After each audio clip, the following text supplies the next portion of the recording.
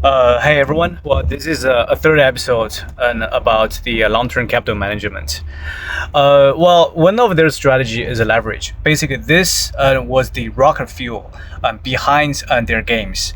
By borrowing, say, $19 for every $1 of their own money, and they could turn a modest profit into a massive one. If their bet paid off, the amplified returns were staggering. However, this also meant that losses, if ever occurred, would be equally magnified, a risk that they believed their models could manage.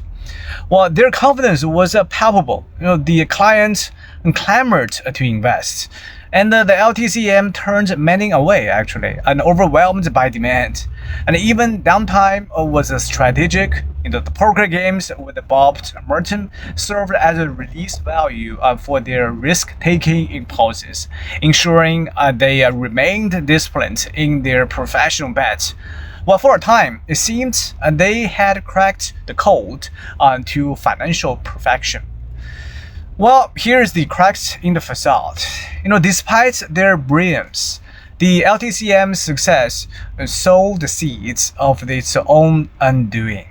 By 1997, their returns dipped to around 19%. Well, still impressive, but below the S&P and 500, and it's a far cry from their earlier highs. The markets they had mastered were changing. Their winning trades and had made assets more expensive, reducing on the basically the future opportunities.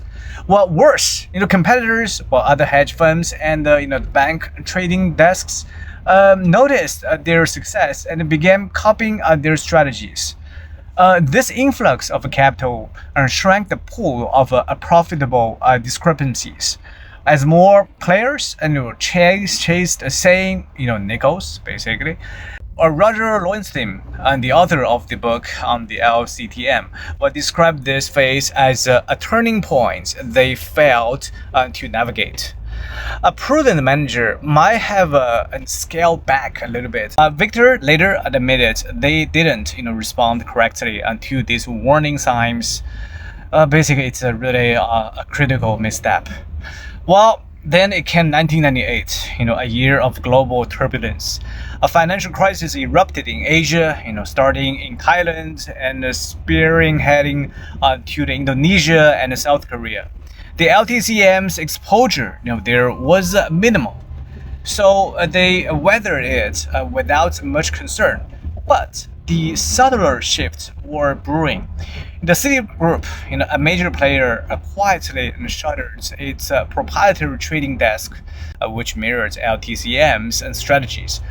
This liquidation dumped similar assets onto the market, nudging prices in ways the LTCM didn't anticipate. Also, the real blow landed in August 1999 when Russia shocked the world by defaulting on its the ruble-denominated debt and devaluating its currency. LTCM's direct losses in Russia were manageable, but the event triggered a chain reaction.